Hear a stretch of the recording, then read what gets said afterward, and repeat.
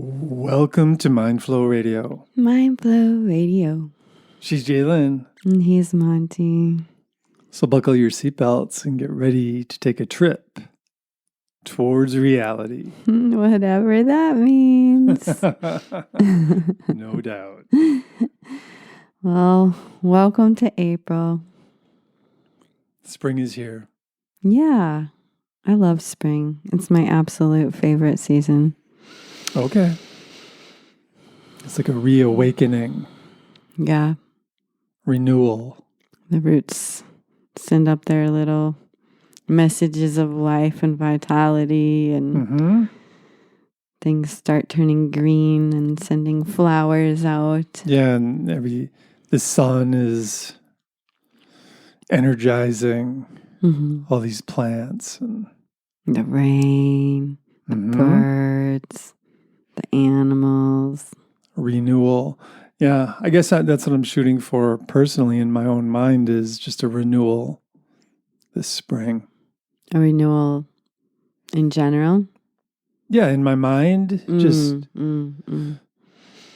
getting more to that place of just presence and less in the place of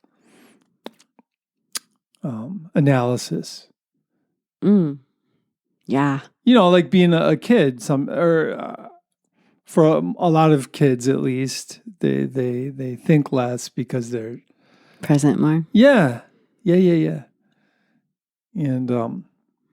that's what I'm shooting for. And then what comes out of that is just more peace in the mind, more peace, which is, I believe that's what all of us really want. Yeah. We all just want peace, and we're like, but we're confused as how to achieve peace. In our culture, we're kind of taught that, okay, peace equals like having all this money and having all these insurance policies and having, that equals peace of mind, right? And I can, see that in the commercial world, yeah. In reality, how do we achieve peace? For me, it's, working with we all have just a certain bandwidth. We have so many things we can think about. And if I spend a bunch of time pondering things that I can't change. Right. Yeah. It's kind of a waste of my bandwidth. And I want to focus my energy primarily on creating a better culture and creating, for my family and my tribe and all of humanity. And how am I going to do that? It does begin in my own mind. The more peace I can have in my own mind, the more clarity I have, right? And the more clarity I have, the more clearly I'm able to really see, our culture for what it is. Yeah. And the more I'm able to help the culture evolve. Which is really the bottom line, is we got to break out of our old caveman mind habits. Yeah. One of the things that happens for me lately when I think about peace, because I've been on a mission for, 2.5 years now to really root out whatever's in the way of peace, but I also get lost in what you're saying. Like, I want to answer the whys, or I want answers for the whys, but I can't get them, so I lose a lot of energy. Yeah. And I keep on focusing on them. Yeah.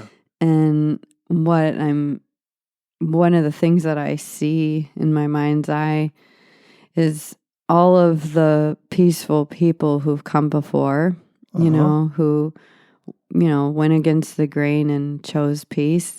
Yeah. Not that they made a big splashes always, but, I think about Thich Nhat Hanh and his message, and Yogananda and his message. Yeah. And those are really the two purest teachers I've found. Jesus, yep. He definitely had a message of peace. Yep. And there's this, but in my mind's eye, there's many and nameless, lots of people who just chose peace. And what comes through when you were just saying that is how if a person can actually find peace Yeah. in the chaos that we're all experiencing, just being humans and civilizations, Yeah. then we can be more present with the birds, with the plants, with the earth. Yeah, right. And to get to that piece of it's all okay. Everything that is happening right now, I can't answer it, so why try? Yeah, well, we can't. None of us can really know all the details. Well, yeah. It's unknowable, Yeah. essentially. And if we spend our time trying to know the unknowable, that's frustrating. Yeah, it is. You know, let me tell you. And that's the thing about, we have all this access to these computers and all this. And on some level, it makes us feel like we can know. Mm-hmm. But still, no, we can't. I mean, we're very limited in what we can understand. I mean, and that's true when it comes to just understanding life and understanding the universe and understanding our culture. And there's this infinite component to all this stuff that we can't grasp it in our minds. We can never, we don't have the ability to grasp infinity. We don't have the ability to fully understand really anything. Even like my current experience the closest I have to being able to understanding anything is just understanding my present moment experience. And then I'm like leaning into like knowing, but I still don't know, because here I am, but my eyes can only see so much, of the light spectrum. I can only see just a slight little sliver of what is really in front of me. So I'm very limited to even in the present moment, I really can't know what's happening. Are there spiritual beings around me right now? Yeah. I don't know. It is possible. It'd be cool if there were, I think, if they're like maybe well-intentioned. Yeah, but that's highly likely, but I don't know. Right. And it just, all these things we really can't know. That really brings up a question for me. What you just said is sometimes a lot of us feel really alone and lonely. Yeah.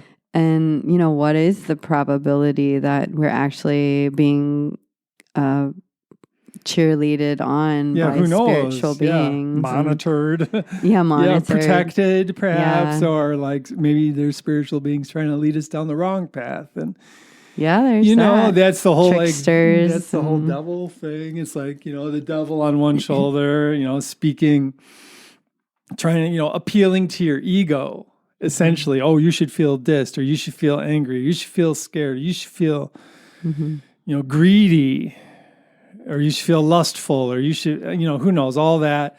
And the angel on the other shoulder being like, no, just be peaceful. Accept that you can't know everything. Yeah. That's really key, is like this idea of radical acceptance. How much can I know?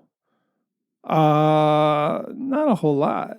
Right. In reality, I'm talking reality, and so why spend my entire life trying to like know things that I can't know? What can I know? One thing I think I can know is my vibration. And what's my vibration like? And is my vibration, does it feel good?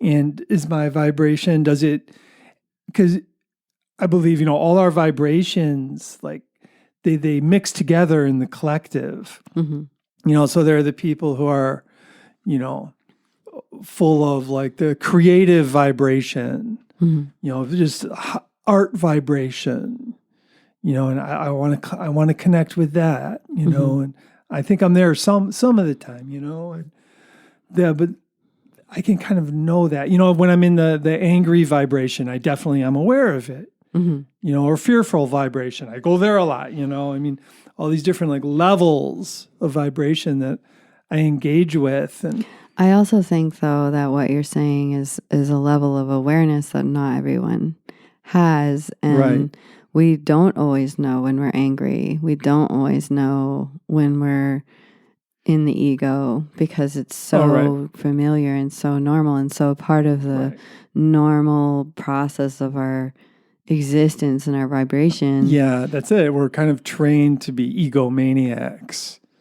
And our culture kind of exploits us that way. And you need to buy this car and you need to have this blah, blah, blah hairstyle. But I also think it's like the human experience because it's the nature of how our brain develops. Well, right. It's, we have all these learned beliefs just by simply living and being. I mean, the cavemen needed to be egocentric to survive.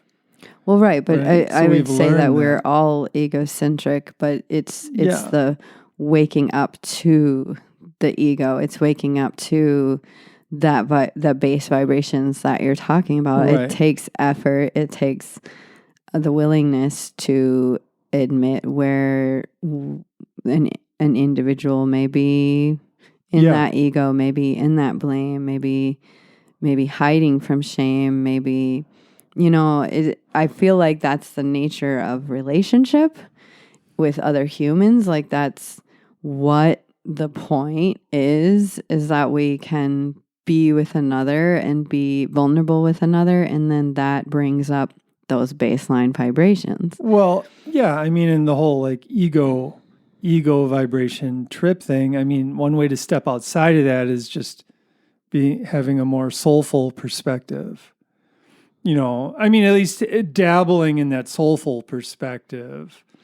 I'm a soulful being. Oh, I have the spark of the divine within me. Oh, so does everybody else. Mm-hmm. Oh, boy, that changes things. Right. Oh, we're all these God creatures.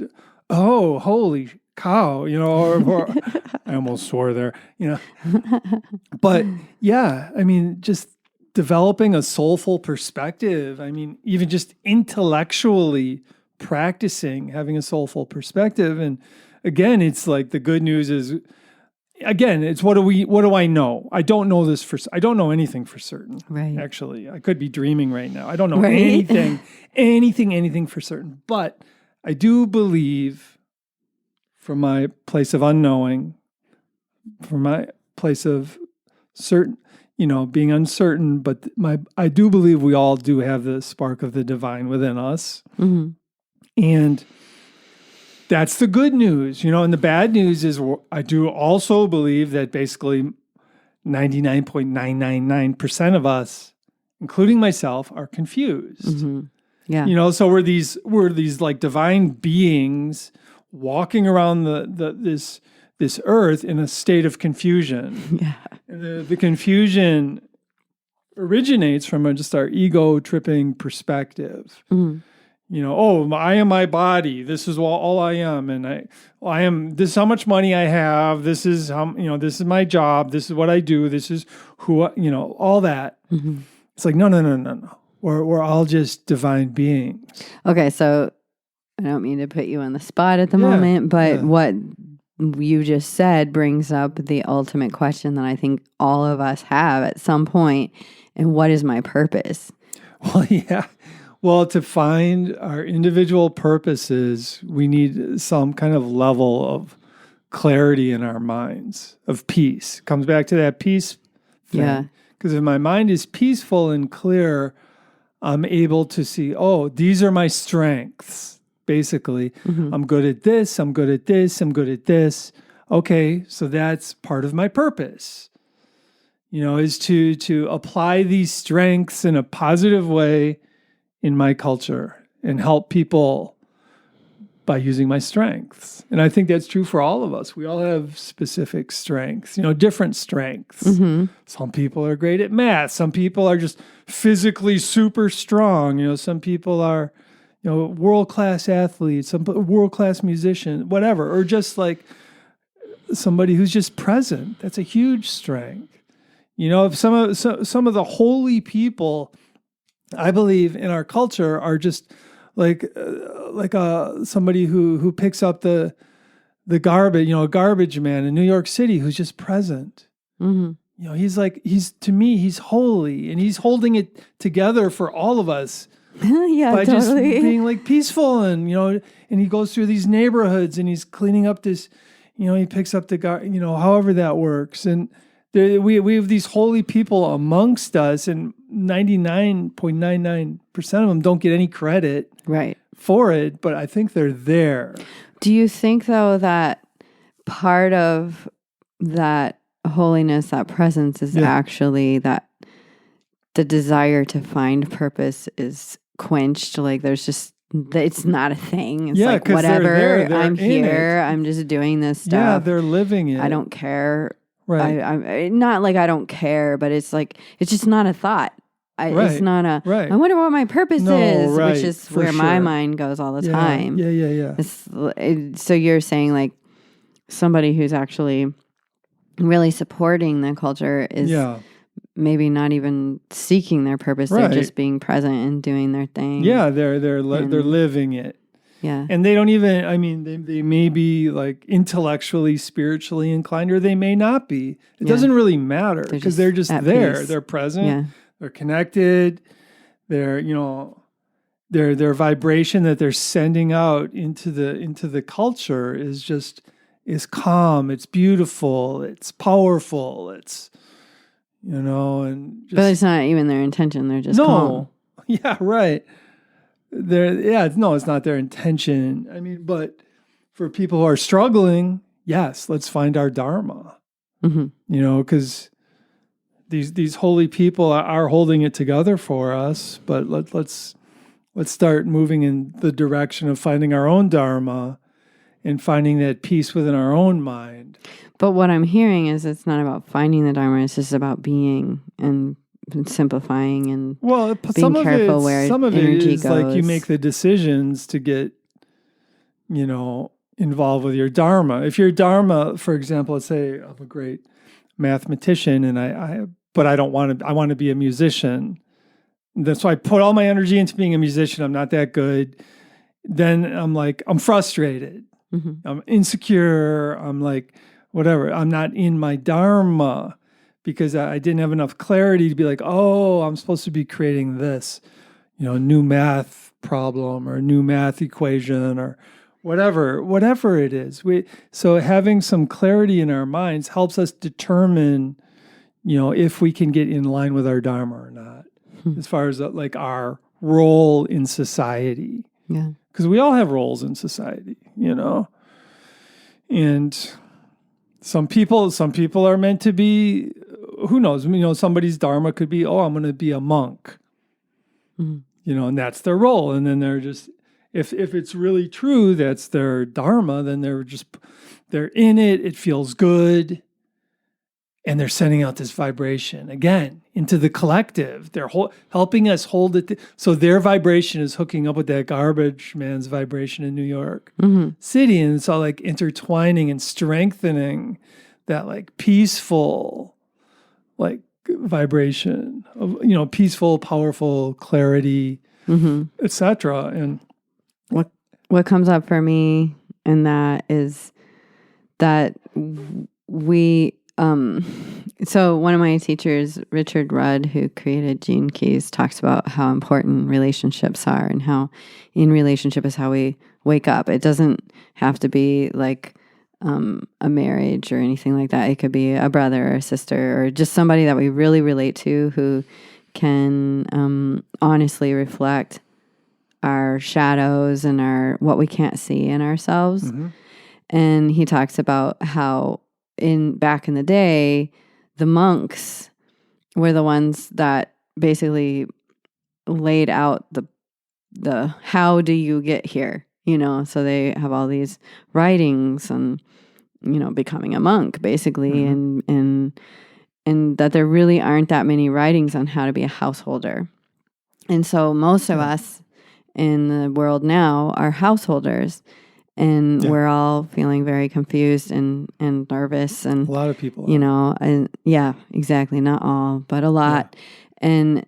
And there's really not many teachers that are helping the householder understand how to reflect each other and how to use relationships to grow and expand and be humble. And so that's like this place in our time where maybe like you're saying, maybe there's a holy man being a garbage truck person and they just naturally know how to be a householder. Yeah. And there's probably people in the world who naturally align with that ability, but it's so natural that they don't even know how to pass it on. Right. They just do it. They just are. They just be, and really when you talk about relationships, what one way of looking at that is we need to work on our relationship with ourselves. Yeah. That's like the primary relationship that I think a lot of people struggle with, like the negative self-talk, for example. That's we're talking to ourselves. We're having a relationship with ourselves. Yeah. And again, that boils down to either the ego perspective or the soulful perspective. Because if it's our ego that runs our like internal relationship, our ego is going to beat us up. And every mistake we make, the ego is going to beat us up. Every mistake somebody else makes, the ego's going to beat them up. But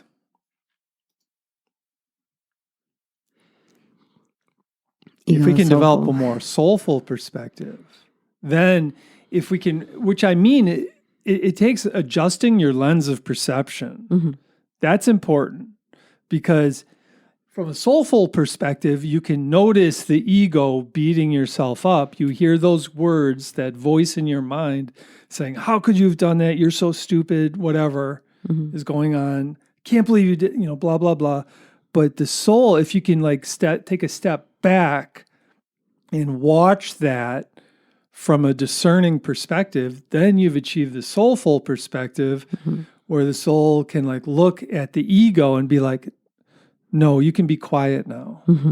You can be quiet, and claiming space, claiming well, peace. yeah, having a deeper perspective on life by developing a new relationship with yourself, with your own soul, and realizing that, okay, if you do believe you have a soul, it's like, okay, I'm a soulful being having a temporary human experience, right? Whole new perspective. Yeah.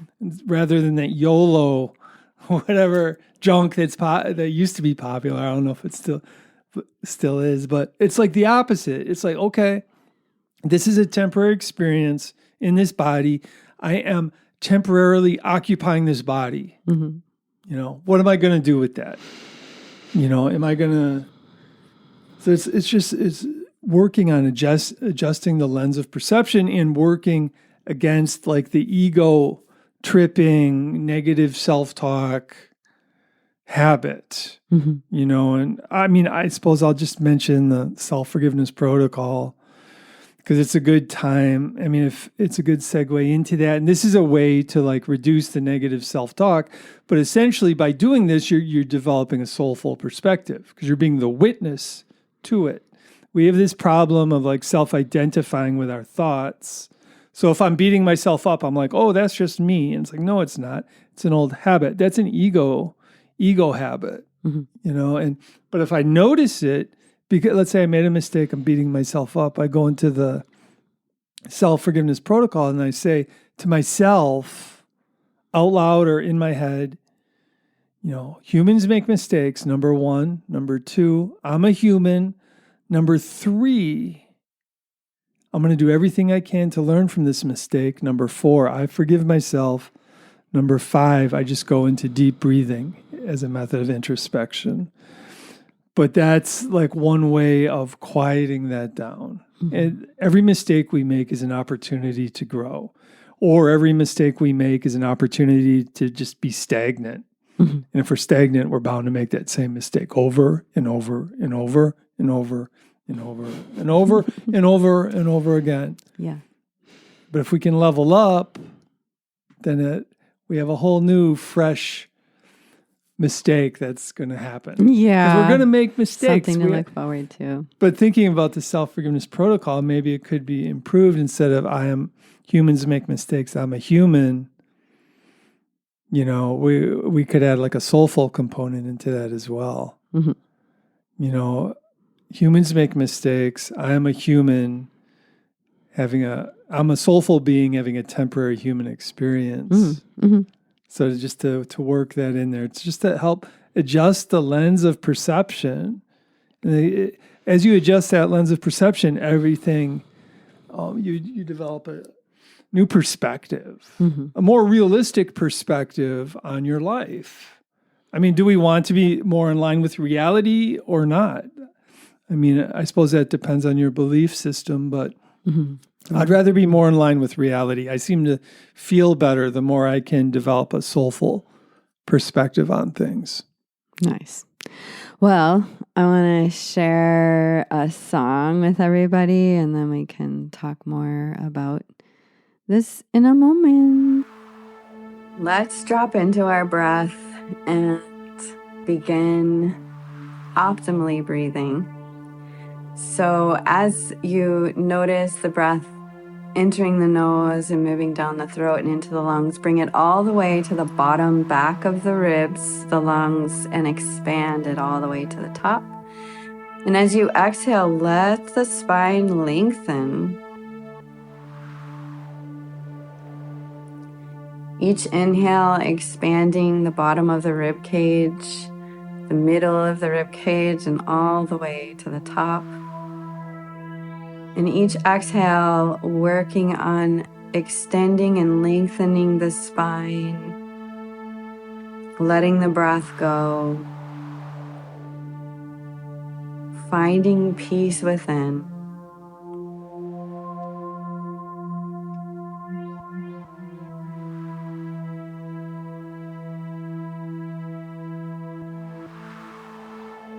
Keeping your awareness at the back bottom of the ribs.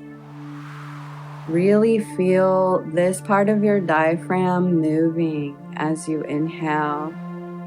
If you notice that it's not moving, take your time with your inhale.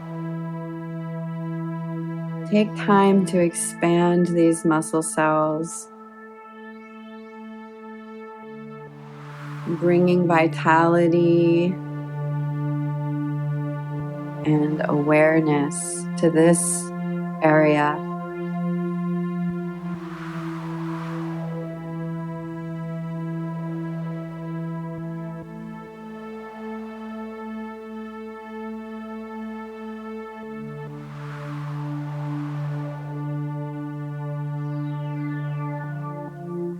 Noticing the length of the inhale and the length of the exhale without judgment.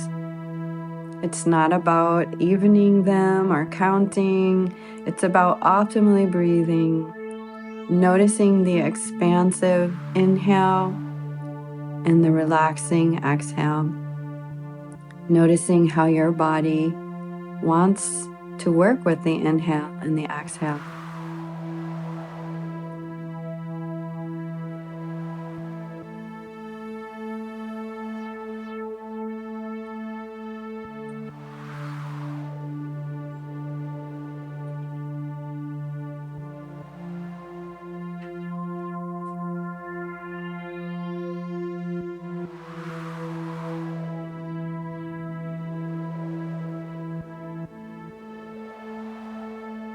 As you continue to optimally breathe,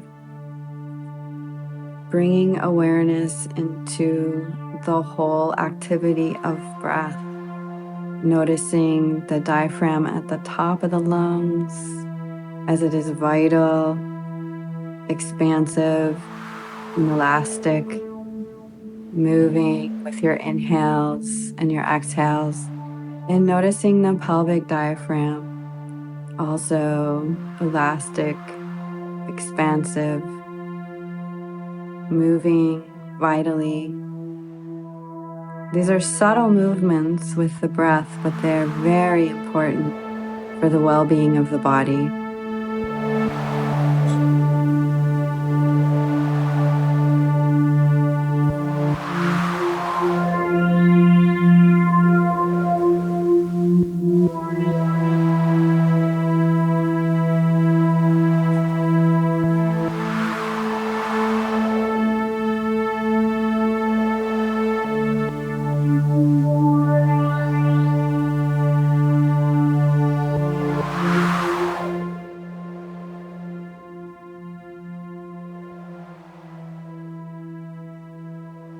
take a few more breaths with these focuses on the diaphragms.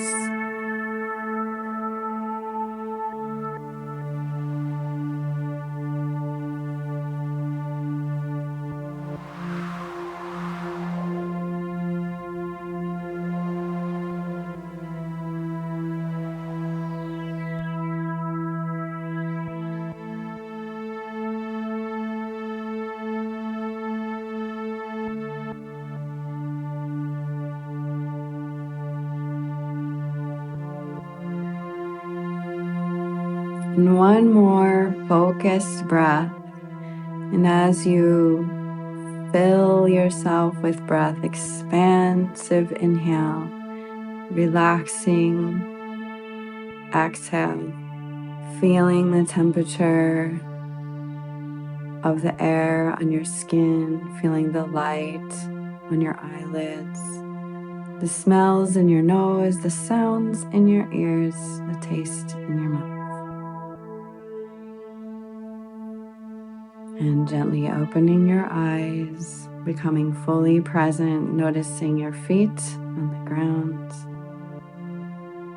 your body supported by your chair or the ground. And here we are. Well, I hope that was relaxing and helped bring some focus to your reality. Indeed.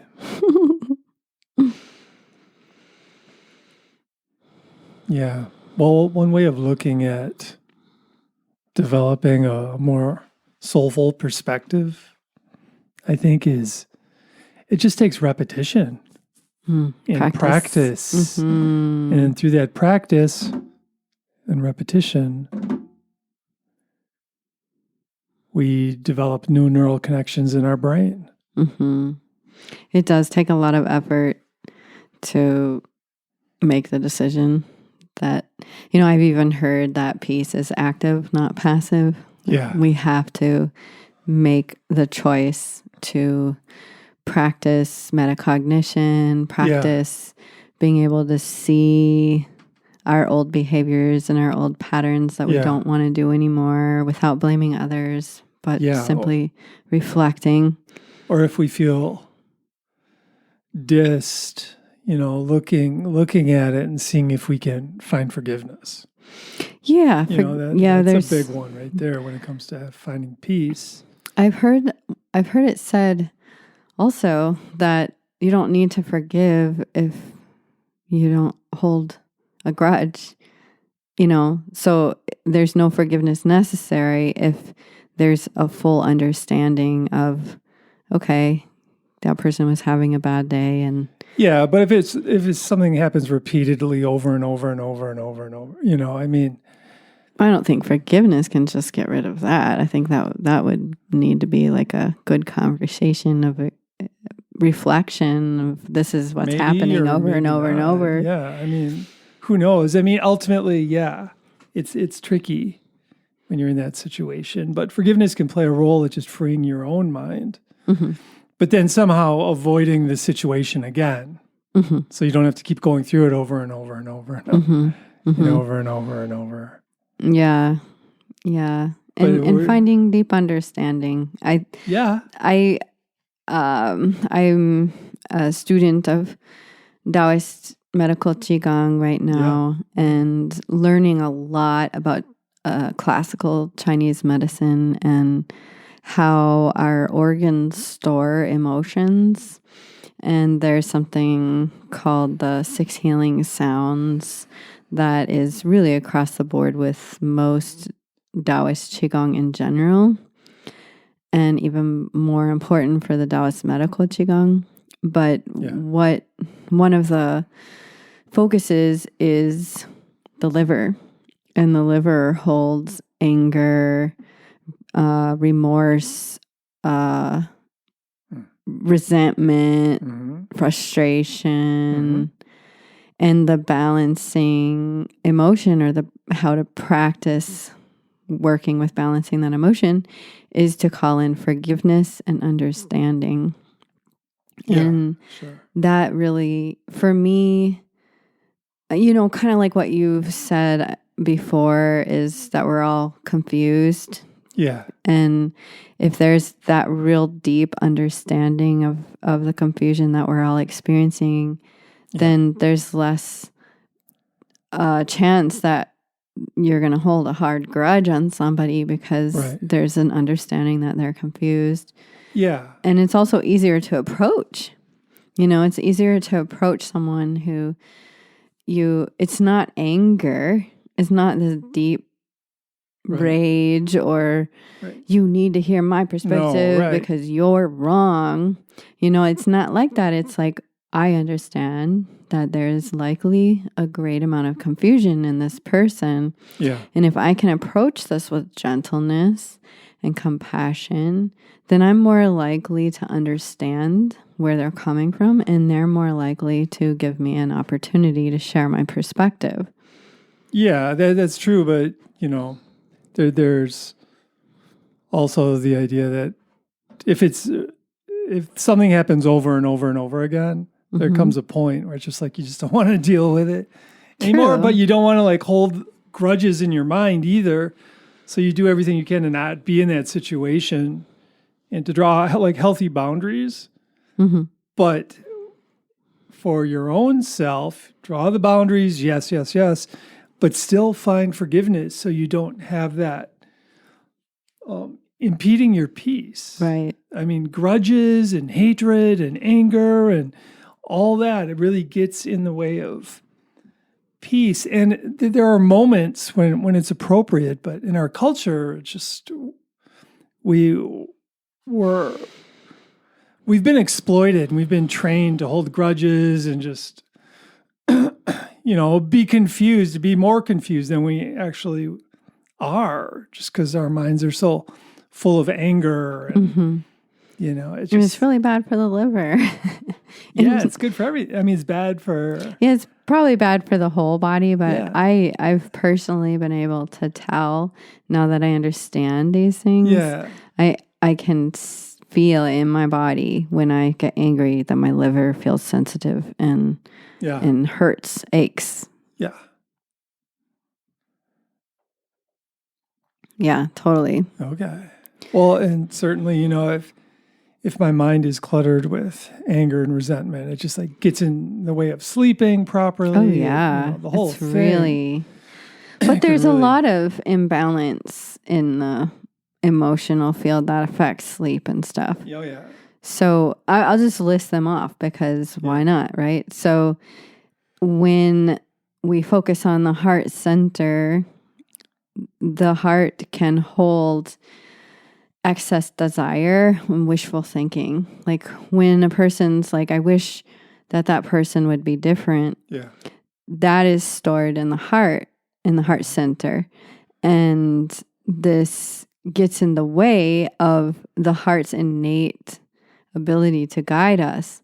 So if we're filled with this wishful thinking, then it's in the way of our compass. And so we have to clear it out. And so we notice it, we pay attention to it, we release it with our exhales. We consciously work with letting this go. Yeah. And then calling in gratitude and satisfaction. That's the balancers. And then the lungs, the top of the lungs hold our grief. And the grief, grief is sadness. Grief is the, kind of stuck energy of pain that we've gone through in our life, the suffering, why me, that kind of a feeling, and then there's more little grief of losing a loved one. But I think that there's a lot of us that really suffer from just self-grief of a painful life and not knowing how to get past that. So in this scenario, just noticing it and having the metacognition of this pain that you're holding about your life not going the way you imagined it or whatever, and releasing that and bringing in openness and inspiration. Mm-hmm. And then you go to the liver under the right rib cage and noticing the resentments and the frustrations and the anger and then bringing in forgiveness and understanding. Mm-hmm. And then the spleen's on the left side under the rib cage, and going to the spleen and really feeling the spleen. And the spleen holds anxiety and doubts and worries. And if we can notice those, then we can rebalance the spleen, letting go of the anxiety, letting go of the doubt, letting go of the concerns and the worries, and bringing in a nurturing, supportive energy, supporting ourselves, supporting, what about trust? Can we trust? Can we trust that it's okay not to know? Yeah, that's a big one. And then the last organ is the kidneys. And the kidneys is in the back, right under the bottom back ribs. And believe it or not, the kidneys, each one is the size of your fist. And I found that fascinating. I thought they were very small, but they're actually the size of your fist. And they hold fear. And the way that we balance out fear is with courage, willpower, and faith. Okay, and the faith could be related to having soulful awareness. Yeah. You Yeah, so all of those negative emotions can throw us off balance.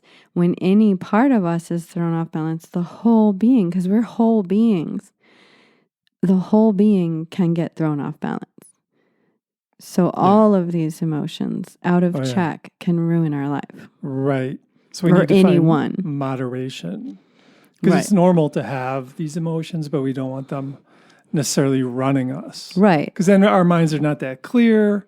Right. And we're saying things we don't necessarily even mean. Right. Perhaps. And it's, again, back to the idea of relationships being the reflection of what's really our baseline, and whether it's a best friend or a lover or a partner or a business partner or a child or a parent or a sibling, all these relationships have when we look at it and we go, wow, when I'm around this person, I feel so anxious. Yeah. That's a baseline.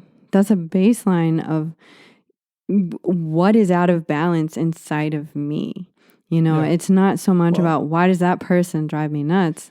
It's what is the baseline inside of me that this person shows me when I'm with them.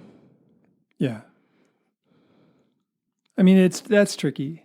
It's tricky. If somebody's abusive, that's the you're gonna be around them. You're gonna be nervous. It's like abuse is a different story. Yeah, most people are not being. Well, I shouldn't say that. I should say that most relationships are not. Nobody. Okay, how do I say this correctly? Yeah. Abusive relationships are more rare. In the sense of, punching and, I'm talking like emotional abuse.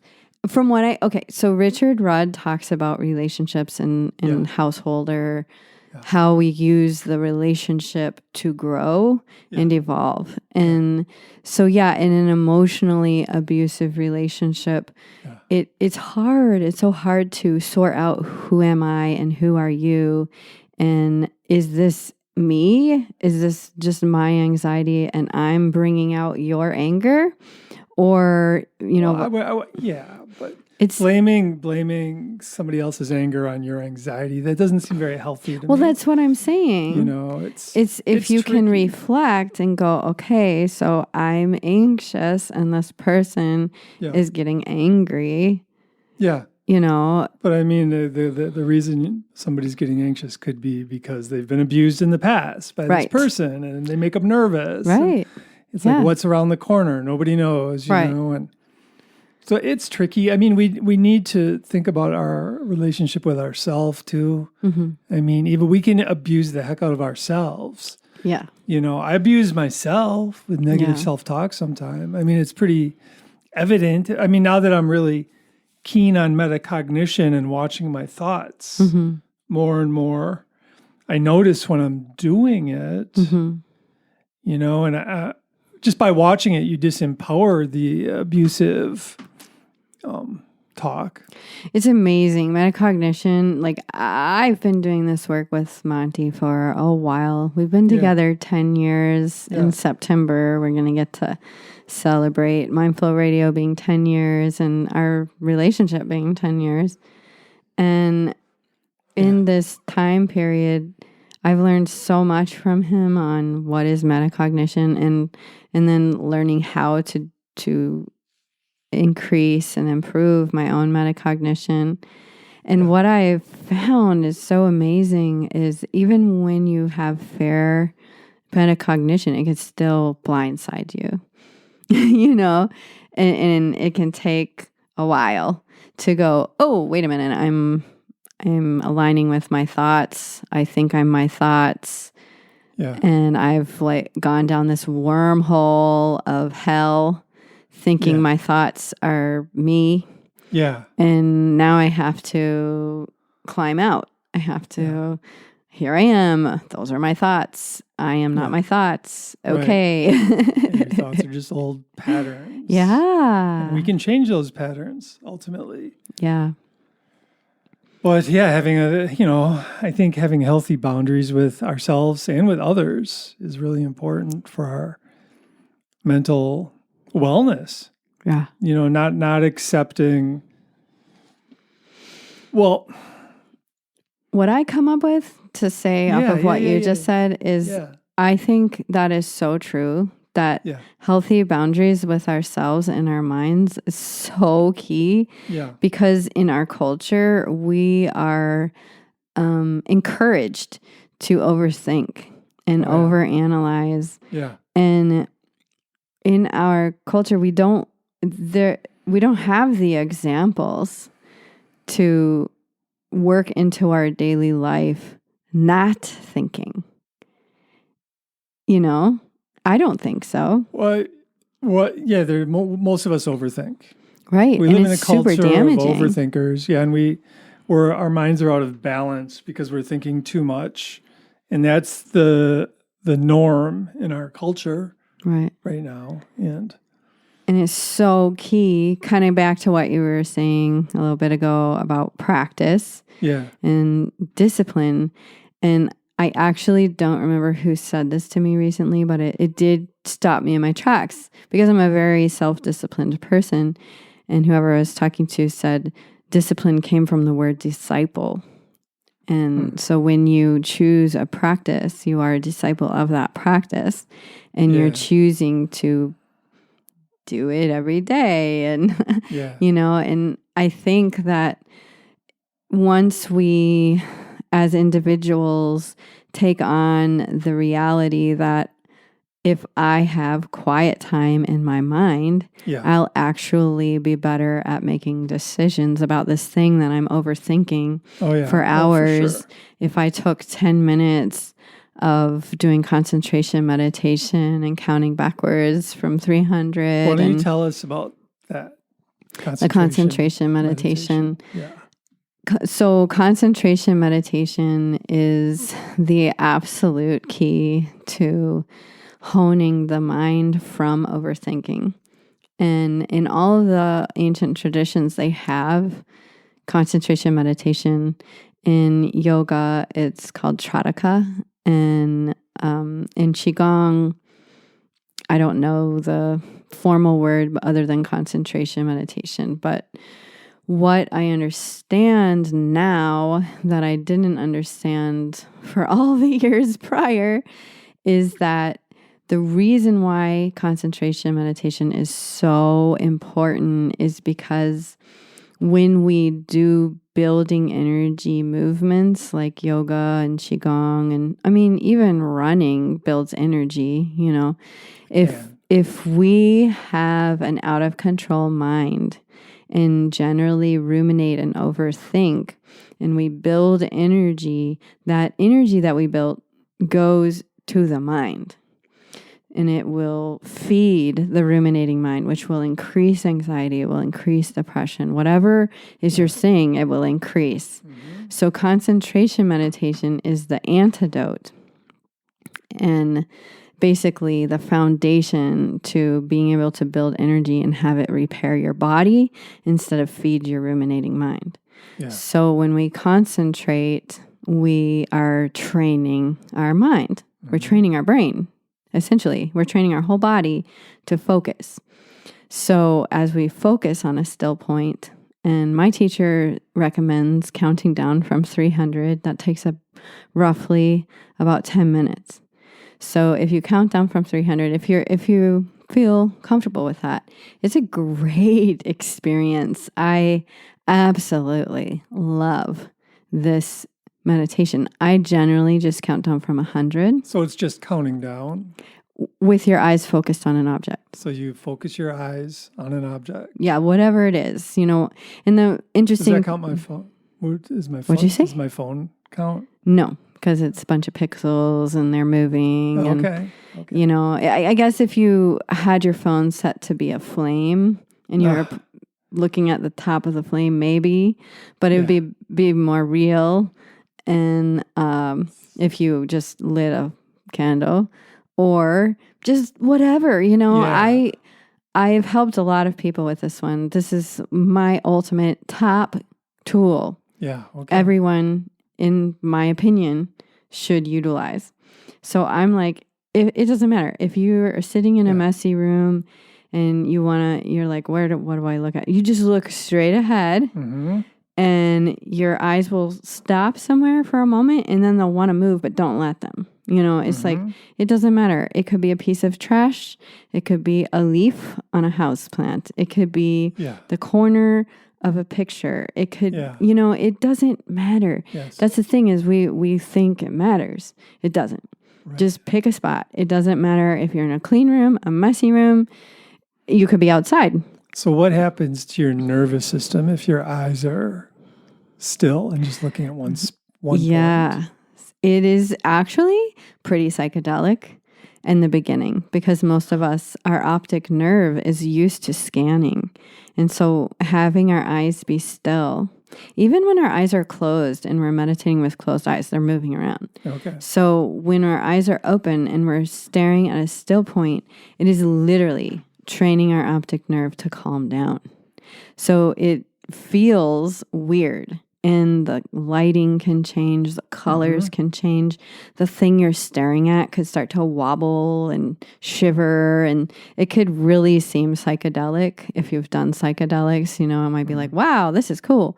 The thing I'll tell you though is it goes away, but it takes a while. If you do it every day for, a month or two, that strange optic nerve adjusting thing goes away. And I'll also say that what I've noticed from doing this every day is that my metacognition has increased vastly. I'm able to catch that monkey mind quickly and talk to it. Like I'm able, instead of falling back into the shadow, I'm actually like, hey, shadow, I see you. Can you just help me understand you so that we can have more peace together? Yeah. And it's working. Right. I've been able to stop panics. I've been able to calm my anxiety. I've been able to reason with my ego. It's really like being somebody with intense PTSD and developmental trauma disorder. This is a life game changer. This has brought me peace. It has, and granted, I've been practicing lots of things for a long time, so I'm sure there's a culmination. But this was the cherry on top that has just helped me immensely. Well, it's amazing. Yeah, I'm working with that with some clients too, and what I'm hearing is I've heard a couple clients say if they just focus their eyes on an object for up to At about 15 seconds, they notice a shift in their consciousness. And they notice their mind begins to clear and calm down. Mm-hmm. And these are people who are not even counting backwards from 300, but just staring at an object. Mm-hmm. And it's a profound practice. Yeah, it's beautiful. And it's funny because I learned it over 20 years ago, but no one explained to me the benefits and the reason why it was important. So I was just like, oh, another meditation. I don't really like that one that much anyway. Moving on. Yeah. Yeah, I know, it's great. I love practicing it. Yeah. Yeah. Thanks for sharing that. For sure. I'm very passionate about this. I've seen it really change people's lives. It's changed my life. Oh, yeah. And one thing I should mention about that too is I believe like the eyes are the end of the nervous system. Mm-hmm. And once we get the eyes to be still, it sends a message to the rest of the nervous system to calm down, that everything is okay. Because when my eyes are darting all over the place, it's a message to my nervous system to be on high alert. Mm-hmm. Agreed. So just stay focused on one object. What I do when I'm practicing, I don't even blink my eyes for long periods of time. You know, I keep my eyes on the object. Mm-hmm. And it feels really good. Yeah, it's I peaceful. think. I mean, it's the most peace I've experienced. Okay. And it's funny because it's super fast. Like I've enjoyed hour and a half, 2 hour long meditations to get to that peace. And now I can get there in 5 minutes. And it's in some ways I wish that I was spending more time, but in other ways it's why? Because I'm getting there in 5 minutes. I might as well just do the 5 minutes and be grateful. And it's a super beautiful experience. And I feel like if we as a culture were to take that on, it would really be amazing. I just realized that I just talked a bit at you. So we're going to wrap this one up. Peace and love to everyone. Yeah. And enjoy letting your eyes rest. Yeah. And the final thing I wanted to say about the eyes is the eyes are related to the liver. So when we're dealing with a lot of frustration, resentment, and anger, it just expounds the importance of this concentration meditation and finding peace. Okay. Thank you. Thank you. Yeah, have a great month, everybody. Thanks for listening. And we're going to play one little short song for you. Have a beautiful month, and we'll be back in May.